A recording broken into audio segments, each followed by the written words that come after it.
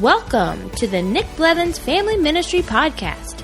Our goal is to help you maximize your church's potential. You'll hear from top leaders in children's, student, and family ministry about the principles and practices they use. Now here's your host, Nick Blevins.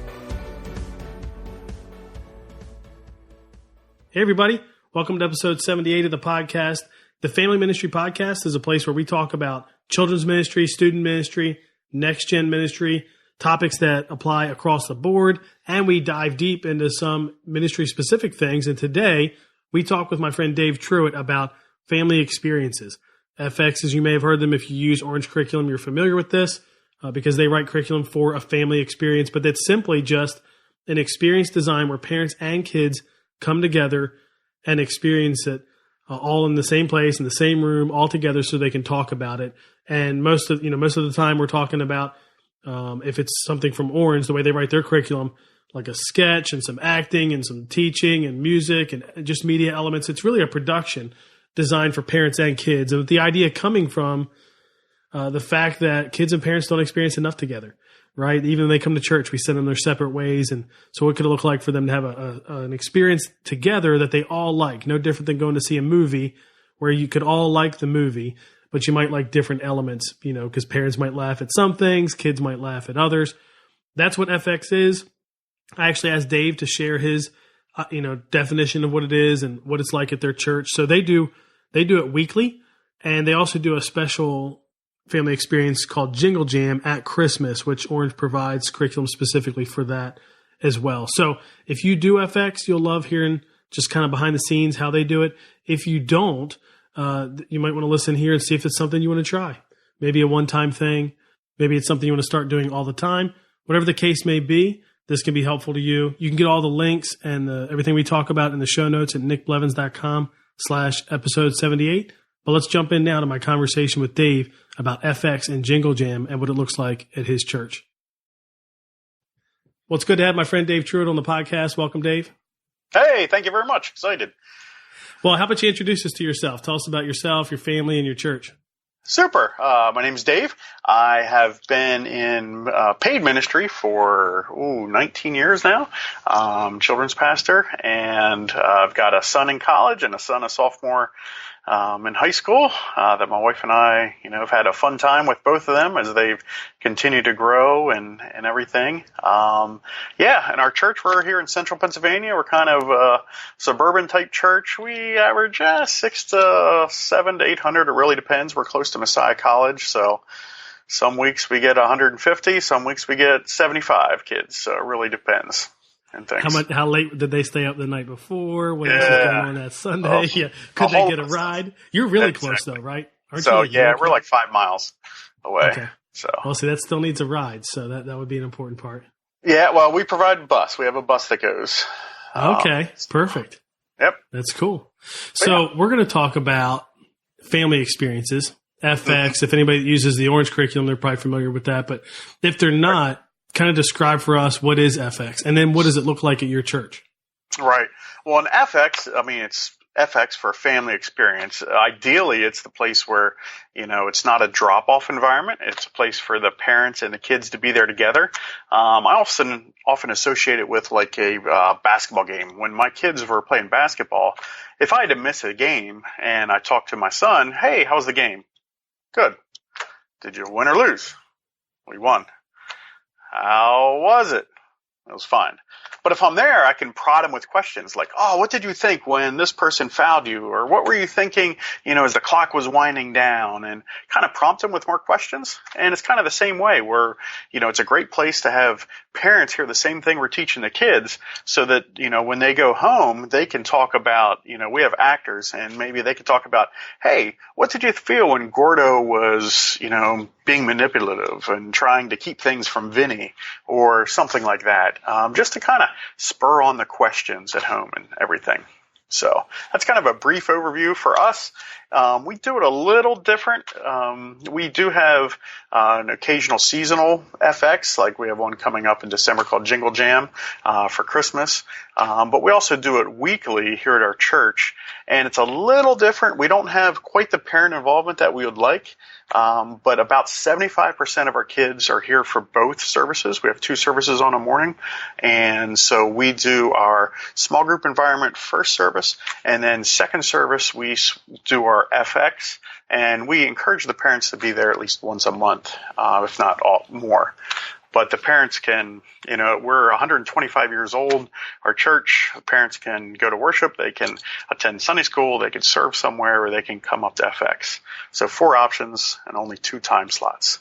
So, yeah, so they compete a little bit. So that's why They're not all there every week. But you do have like the seasonal things like Jingle Jam, and anybody, if you use Orange Curriculum or if you don't, that's where it's provided. I don't know if you're familiar. I'm not familiar necessarily with other curriculums that do that, though there probably are. There could be. Yeah, I'm not really sure as far as other ones. We just, we've used Orange Curriculum for years. So yeah, and so they're providing basically the script. So if somebody's listening thinking, man, that's a lot.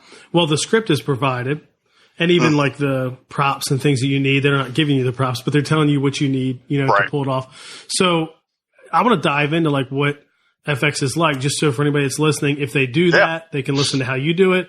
But if they've never done it, they can consider it, because I do think at a minimum, it's a great seasonal opportunity, right? So we do Jingle Jam too, which you do as well. So what's Jingle Jam like? That's a Christmas version of it. What's that like? Because you've probably done that a few years now. We've done it a few years. We've done them all, but once again, this is where we do it a little different, because we have our weekly FX.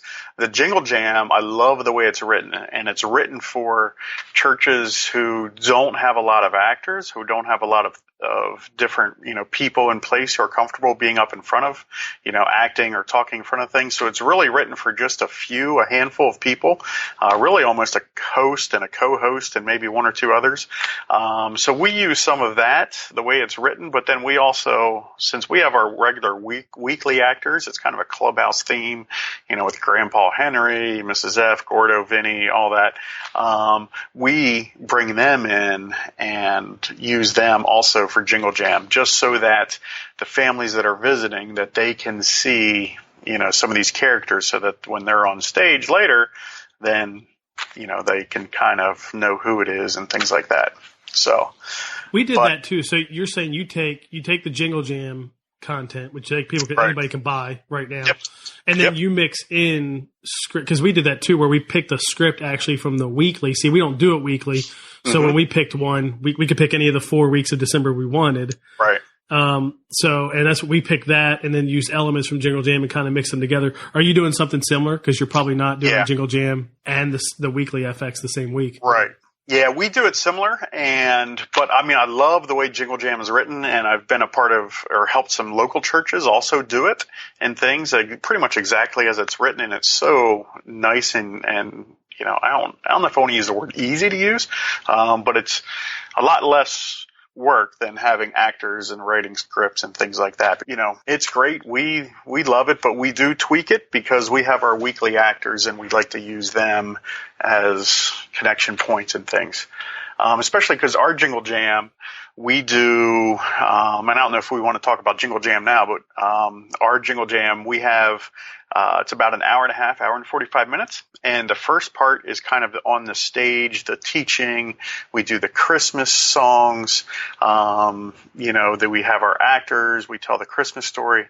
And then the second half for our Jingle Jam is kind of an after party type thing, where we have different stations. We have a decorate your cookies, a cookie station. We have a hot chocolate station. We have, crafts like make your own wrapping paper, and they draw on basically butcher paper, and then they can use that to wrap a gift to grandma or make a Christmas ornament or different things like that. And those are designed for the families to do together. We're trying to provide experiences for mom and dad to do something with the kids.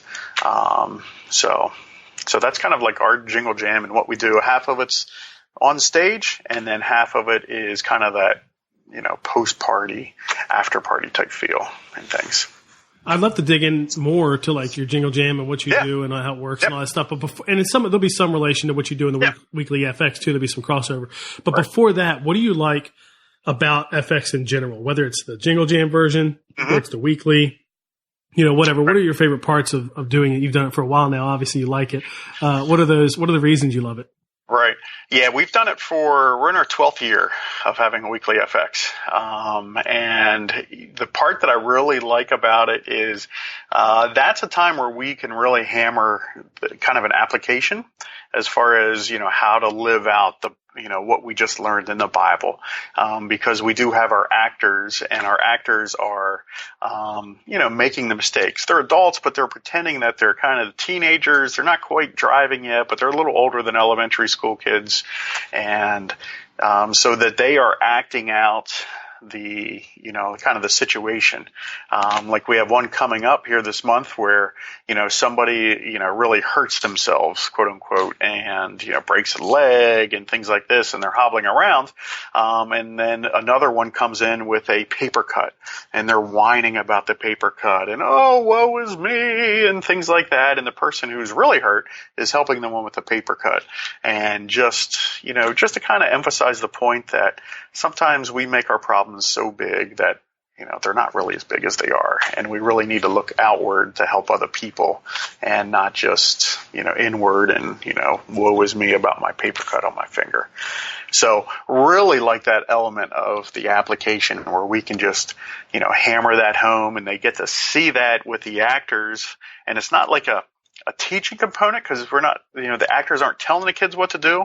They're watching the actors. So it's almost like the kids are catching what they're learning. It's not somebody up there telling them, you need to be better, you need to be a nicer person, or you need to think more of your friends than yourself. It's not that, but what it is, they're seeing that happen on stage. So really like that. It also really allows us a time to go big, and we go big with props, costumes, pies in the face, things like that. And that's just kind of a super messy time, as well as that's our main worship time for our kids, where we have our worship leader, and we have our jump team, which is teens who are doing the motions, for the songs and everything. So there's a lot that I really like about it. That's where I really put a lot of my emphasis, and that's my main teaching platform. I love large group teaching. So that's, where I really thrive. So now let's dive in a little bit to like the components and how it works. And again, you do the weekly version, but we'll probably focus more on the Jingle Jam, because if people are listening and they haven't done it, they could always jump in and do that. So there's different segments of it, right? There's like a welcome, and usually there's a comic host who's funny and doesn't get it usually, and the credible host who like is the guide and the one who acts like an adult and understands or whatever. But like you're saying, one of the things you love is how the actors act it out. Kids get to see how to apply this because they watch the characters apply it. Right. Sometimes the comic host too, right? Yep. He or she learns to apply it. Do you still do the storytelling, the teaching in the middle of it? Like it's written in the script? You do? Okay. Yeah, we do. And we don't always, and that's the nice thing about, the Orange curriculum. We use it as a guide. And I think on the very first page at one time, and I haven't really looked to see if it still does, but it basically says, the intent of this is a guide to kind of get your creative thinking going and, add to it or take away from it. And it's customizable that way. So that's, we do that teaching aspect after the actors, kind of create that situation of create a little tension, and before they, come to a resolution, we usually do the Bible lesson in there and things. So what are some other elements maybe that we haven't, because you got the welcome and get everybody there. That's the host. You have usually an opening sketch, right? You see the characters interact. Usually it's kind of sets up the problem. Like where they could live out that application, but maybe one of them's not.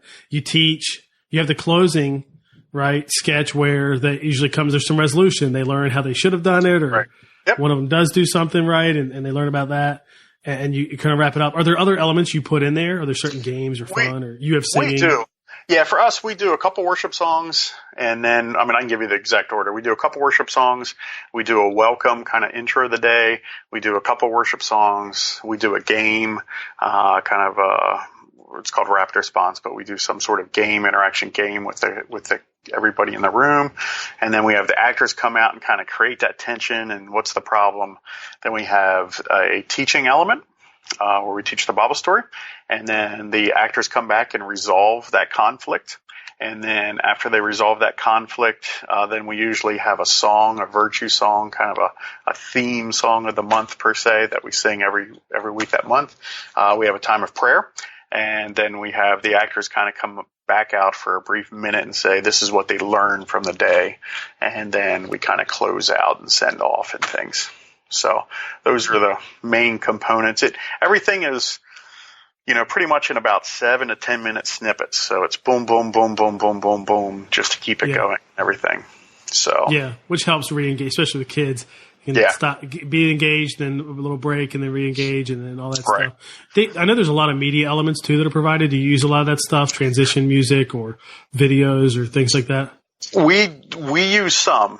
We do all live teaching for the most part, unless we have a last minute sickness or things like that. But there is provided, you can purchase, video teaching elements and things. But we just, in our situation, we have enough people that are comfortable being on stage and teaching. And so we have, we do all live teaching and everything like that. But there is some things, some teaching elements that you can purchase, some videos that are great and wonderful. We also do bumper music almost every, between every transition. We throw music in the background and just to kind of help fade one thing in, one to the next. The curriculum does provide some, but they don't provide songs per se. But they do provide, like if there's a chainsaw that you need, they'll provide some of those sound effects and everything. So yeah, our tech guys, we have teens that are back there on the tech, and they, we use an iPad for the sound effects, and then we use Pro Presenter for everything on the screen and everything. So okay, cool. Yeah. So take us through like the preparation for an FX, and maybe Jingle Jam in particular. Know that that's a little bit of a bigger one. When do you do Jingle Jam? Is it Sunday? Is it still Sunday morning? Is it a night? No, we do it the second Friday of December is when we do it. So cool. Right here. So it's a special event. Families come out. What does it look like to get ready for that? I mean, like you're picking. When are you putting the script together? What does rehearsal look like? Like, take us through the nuts and bolts of the preparation for it. Yeah, we don't. What's a good way to say it? Rehearsal is not a word we use around here. We really don't, and we're blessed at this point now, where some of our actors have been acting for all 12 years that we've been doing in FX and things. So whether it's a Sunday or the Jingle Jam, they get the script, sometimes a week ahead of time, sometimes 2 weeks. But in all honesty, some of the better actors don't really look at the script until like a day before, to be honest. And, it clicks.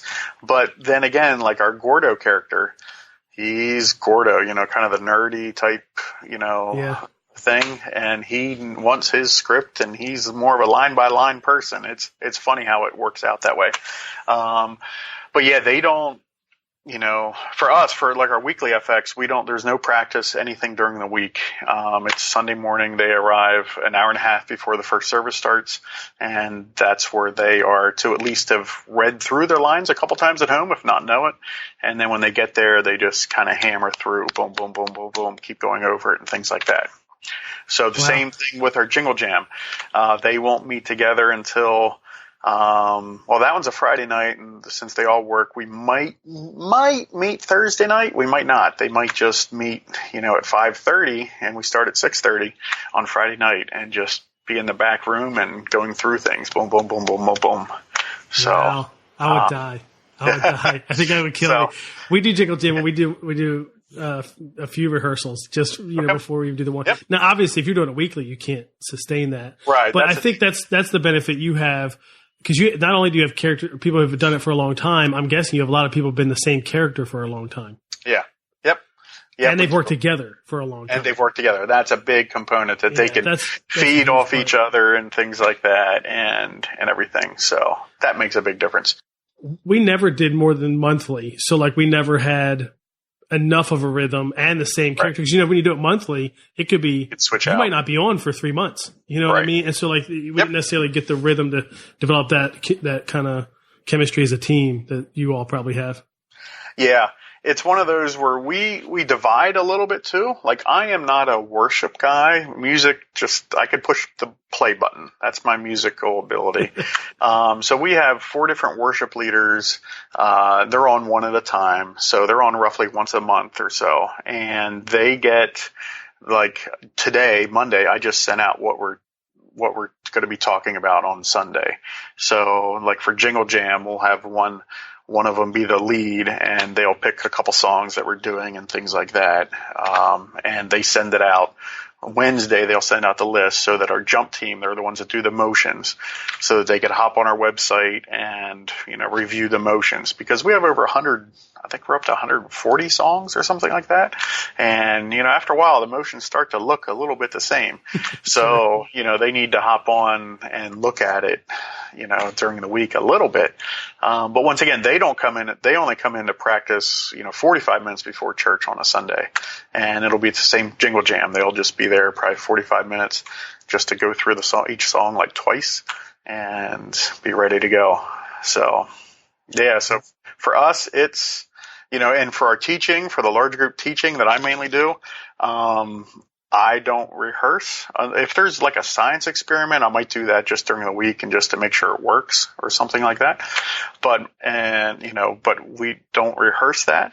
And especially the comic host and I, we don't want to rehearse. We just each have our own thing, and then it's pure, just us being up there, and any tension we create or anything, it's just comes total natural. And I don't know what he's doing all the time, and he doesn't necessarily know what I'm doing all the time. And for us, that's the way it seems to really work.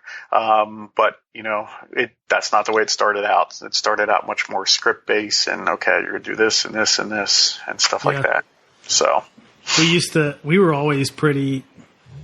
We were tied to the script, I guess would be the best way to say it. Now, whoever's told the story, and I played the credible host, and we had another guy play the comedic host. He and I could be a little more loose, but he was funny because he'd be more prone to forget like where he was. Okay. But he was naturally, like a lot of times, whoever you pick to be your comedic host probably is like that in real life, or just a little bit more funny and zany. And that's our guy too. And he would do things to try to mess me up on purpose. And it'd be really funny because he'd mess himself up in the process. He'd be like, wait a minute. Oh man, now I don't know where I am. You can see that panic look on the other person's face when they realize I don't have a clue where I am right now in the script. Definitely. So those moments weren't fun, but they were few and far between. But having that, what you're talking about, that kind of chemistry, the experience together, that's what helps, because then even if you get stuck, you're just ready to jump in and guide and direct each other and whatever. That's cool. Yeah, that's a big thing. Just being there to help each other and pick each other's lines up. I mean, it's almost like if it's amazing. My son is, he's an actor, and he's in the musicals at his high school, and he's been in a couple local productions and things like that. And, the high school, they go through and they've got a play coming up this week, but they've had rehearsals for months for this play and things like that. And, it's amazing. They do a great job. They really do. But, I'm just like, wow, that's a lot of time. And part of it is not everyone could always be there at the rehearsals and things like that. And so this person can't be there that day, so you can't quite do everything right and things. So, but that does make it hard. Sure. For us, it really does. We had a rhythm when we were doing it monthly. It was pretty much a set schedule that, 2 weeks before you had script and there was one rehearsal. There was a read through the Sunday before, which was really easy because you're just there at church already. So we just squeezed it in right there, and then rehearse like that week. And so it was easy to just know the template. And then because certain people be on every month, comedic host, credible host, we use the same storyteller a lot of times, but other characters could rotate too. So you weren't necessarily, even if the same actor played the same character, You weren't necessarily on every month. I know some churches that have even mixed up multiple actors to play the same character when they were doing it weekly. Right. But those were larger churches that I know that did that, 2,000-3,000, you know? Yep. And I guess, and for kids, I mean, they just get used to that. But it's fun when they have like your situation where it's the same characters. I mean, there was a kid years ago. This is years ago. My wife played one of the characters, and one of the kids in our church saw her at like Target or something and was like, "It's Cammy," right? You know, or whatever. You know what I mean? Like, actually, she was Sam. It's like, "It's Sam," and you know, the kid's so young they don't know. Right. It's not really Sam. That's just somebody she plays. You know what I mean? Definitely. When, you know, and that's one of the things where for us doing it weekly, you know, it's funny at the beginning, usually at the beginning of school year, the littler kids are looking for autographs from the actors and things like that. So the actors are there signing autographs and doing things. And our actors do a great job. I mean, they really do. And they're known throughout our church as their actor name. Like, even if they go into the adult service, a lot of people are calling them, "Hey, Vinny." Hey, you know, I always call them that, because if I'm on stage with them and instead of calling him Vinny, I call him by his real name, it just gets real confusing. So all the actors, to me, I just call them by their name the whole time. That's awesome. They just become that character. Yep. So what's challenging about it? I mean, some people are probably picking up, well, the rehearsals could be challenging if you do a lot more. You're not, but you've been at it for a while, so your team has some experience. What's challenging about FX, whether it's weekly or if it's the Jingle Jam? Right. Seasonal. One of the challenging things comes for the actors themselves, and that is we don't always the character doesn't always wrap it up and make it nice and pretty, and you know, all the conflicts totally resolved, and you know, and things like that. And that can be really hard for an actor to have a role where they're not the nice guy that week, and there's still a little tension when they leave and things like that, because everyone kind of likes to, oh yeah, and I learned this and we lived happily ever after. But we don't always want to tie things up that way, because that doesn't always teach the lesson, or that's not always the way real life works.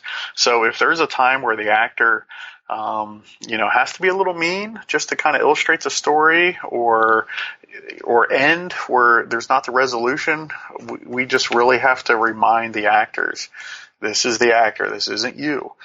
This, you know, needs to stay this way for this week so that the kids can kind of feel that tension and, you know, walk away with that point. Oftentimes, you know, everyone wants that resolution, and just trying to remind people that, no, this is the part. And sometimes it's the same with the teacher, or, you know, a guest actor who has a biblical role comes in and, you know, pretends to be Moses or whatever. Each Bible story has different points that you can highlight, and it's just a matter of, okay, this week we're highlighting just this point. We're not trying to do that whole story and get all 15 points, teaching lessons in there. This is the one, so we're going to leave it at that. I know that there's a whole lot more we can tell about the story, but we want to emphasize just this one point this week. And sometimes that could be difficult for somebody, and especially if they've grown up in the church, sometimes it seems more difficult for them to kind of just, okay, we're only going to teach that one slice of the lesson. But I have to remind them, okay, we're going to come back to that same Bible story in 6 months, and we're going to tell the other slice of it. But for right now, we just want this one slice because that's what we want to focus on. So you forget that if you teach kids too much, they walk away with nothing. Exactly. Versus if you give them just the one slice, they'll probably hang on to it. Exactly, and that's what we want. We want just that one slice, and we want them to be able to catch some of the teaching, too, from our small group leaders during our first service, but also from our actors. We don't always want to be – kids are always told what to do. You know, when they're playing basketball, the coach is yelling at them, do this, do this, do this, do this. At school, do this, do this, do this, do this. And while that could be great to pass along information and things, we also want them to be able to learn and, like, kind of admire something, or, oh, yeah, look at that. I learned that from that person, or, oh, yeah. So that's a component of it from the actors and things. So that's probably one of the challenge. I mean, there's all sorts of challenges as far as, you know, just making sure you have all the elements there, and just because there is so many different elements and moving parts, there could be a lot, and sometimes it helps to divide and conquer, but you also really need one person to be there overseeing, to be, okay, this is what we're doing, to remind the worship leaders, okay, we're leading worship during this component. You're not, going off on a long prayer, or you're not doing a separate little mini sermonette before you sing the song, or, just the different things to make sure it all flows well. They could all be wonderful things, but they could take off energy from the main point that you're trying to do that day. So that's kind of a big thing, just making sure that one person is kind of just making sure that everything is pointing to that one truth that you're trying to teach that day. And, it could be a lot of work. It really can. And it's always amazing when someone from the adult service, like sometimes a worship leader or a tech person might come up, and it's always a big compliment when they, when they're there and they're like, wow, you guys put so much more into it than we do. Just as far as all the elements, and it's boom, boom, boom, boom, boom, just with lighting and sound effects and just everything, that, we put a ton into it. And, to hear that from somebody who is down in the adult service, what some people call the main service, come up and say, just kind of do that compliment, like, wow, you guys really, do that well, or just kind of the amount of effort that you put into it. Yeah, there's a lot to it. And fortunately, they do help you with the curriculum provides, like you're saying, a lot of tech pieces, the components. They do. Presenter. Definitely, and that's the thing. I mean, there's so many components and so many things. A part of the other element for us, we share a space, so we don't have a dedicated space for our FX. Matter of fact, the youth Sunday school are in there, and by the time that they walk out before we start, we have 20 minutes that we're, so most of our stuff is there, but just to turn over the computer and make sure everything's there each week, it's tough in a shared space like that. So yeah, definitely. That's a blitz. I know a guy who he came from North Point, where Reggie Joyner had started Kid Stuff, which is mostly what became FX. Right. Exactly. And he said, as the lead planter of a church that is a North Point partner, he mentioned when they were, 1,500, 2,000 size, he talked about how an FX had more pieces and was more complex than a service, just because of the technical and all that stuff. Right. But the fact that they give it all to you means you're mostly, you prep it and then you run it. So that's what's helpful, is it's not like a service where you're putting all that together and you got to create those elements or whatever. Definitely. It's created for you. You just have to run it. So what does FX, give and provide that nothing else really provides? Or, and some of that we've already heard, because kids get to see actors live it out. So that helps them apply it in a way. But what else is something that FX gives you that nothing else really does?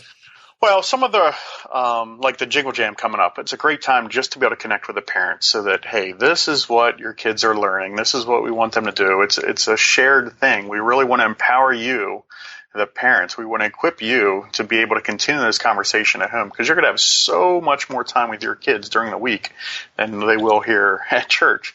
And just how can we equip them? And that's why, we ask our parents to come up at least once or twice a month, just because we really want that connection point.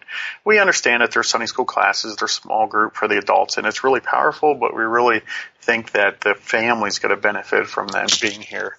And everything. It also really allows us, that's our time where we do go crazy and go big with costumes, with, like I said, pies in the face or different things, and just kind of, give the kids the laughter and just kind of wow type effect and things like that. Like, you really did that, kind of at church. So that allows us to do that. And, just kids don't get experience for kind of the live acting too much anymore. I mean, it's on TV, it's, all of this, but they really don't get some of that slapstick humor anymore, or just kind of the real, interaction with seeing an actor 10 feet from you or different things like that. So that allows us to be kind of over the top crazy, but with a purpose, and trying to really, hone in on what it is and things. And I would recommend if anyone ever wants to see how things are done, just look and see if you can find a church in your area who does it and go and visit. We probably have at least 3-4 churches that come visit a year just to see what we're doing and things. And I always tell them, hey, this is how we do it. It's, we're using this curriculum and it provides a, wonderful thing, but every church environment's different. Our church is over 125 years old. It's different than, your church. And this is what works for us. This is how we do it. This is how we implement it. You can come and, see what we do, but I guarantee it's not going to be the same way that you do it just because of the people that you're going to have and everything. So, yeah. One thing that, because you're talking about that, one of the unique things about it is that connection with parents, like that platform to talk to them. Like they're in the service every week. Right. It's not like you're speaking to them as parents and investing in them in the service every week. And even at Jingle Jam, even if it's a once off or a seasonal kind of thing, my favorite part, I guess my 2 favorite parts of FX were, it was the kids' favorite thing about our church. So if you were that age, It was undoubtedly your favorite thing about our church. And then 2, it was the best platform to talk to parents. And so unfortunately, we weren't as good at this early on as we got later. We learned that we were probably not using that platform well enough early on. We either weren't saying something we should have said or sending too many messages. So later on, once we had done it for a while, and at that point we were even doing more of a seasonal thing. And even when we were doing monthly, and we had moved it off Sunday to Friday night, I liked that we were very clear about, okay, what's one step a parent could take this month that would be really helpful to them? What, how can we pitch it? And so like one month we might have just pitched the Parent Q app. Right. Like that's just all we're just going to tell you. Just get this app right here, play a video for it, whatever it might be. And, 1 month, maybe it is something that relates to what was taught that month. And here's what you can do at home.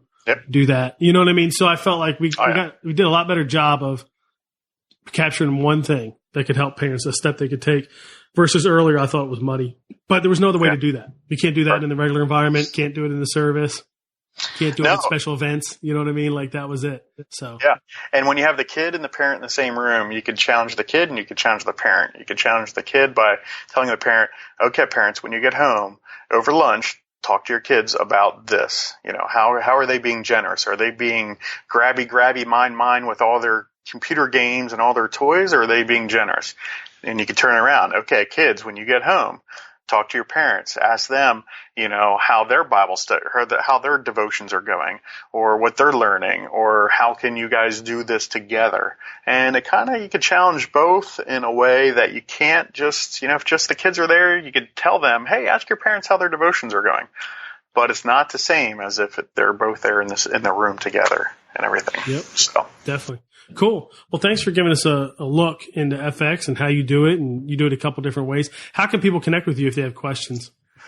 I'm also a balloon entertainer, so the easiest way is probably my Twitter handle and everything, Balloon Pastor, just one word. I'm Balloon Pastor on Twitter, Balloon Pastor even on Facebook, balloonpastor@gmail.com.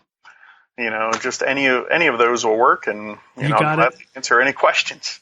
Yeah, so. You got that handle locked down. There's not too many, that do it. So. You are the Balloon Pastor. That's awesome. Cool. Well, we'll put that in the show notes and everything in case people have any questions or want to check it out. But you're right. Nowadays, you could probably go visit a church somewhere that's not too far that's doing FX if you want to learn about it. Definitely. And if you contact me, we live stream ours on our kids' Facebook page also, because we do have some families that can't come or are choosing to go to their soccer and be a minister in their soccer community, but they've got games that day, so that way they can see what happens and things like that. So cool. All right, Dave. Well, thanks for taking the time and giving us a look behind the scenes of FX. Appreciate it. Oh, appreciate it, Nick. Well, if you do a family experience, you know all about what we talked about there. If you don't, you might want to consider doing Jingle Jam maybe one time or a seasonal thing, or maybe you want to consider doing it monthly or weekly or whatever that might be. So that's an action item right there, is to decide, is FX for you? If your church doesn't currently do one, is it something you should consider doing?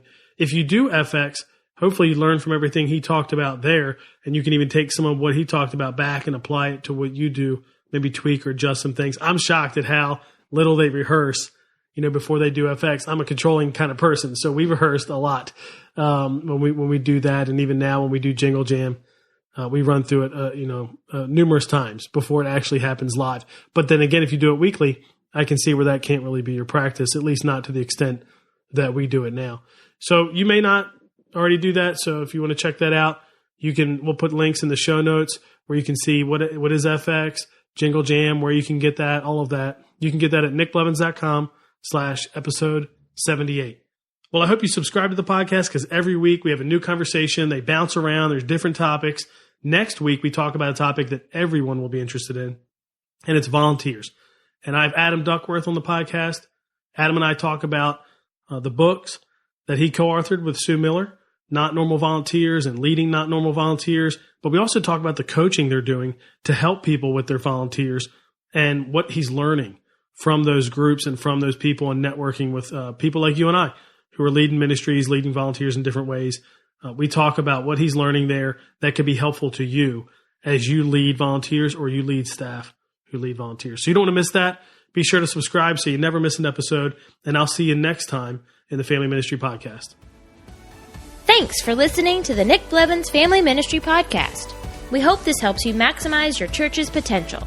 We would love to hear stories of how you apply what you've learned. You can do that by leaving a comment on iTunes or in the show notes at nickblevins.com.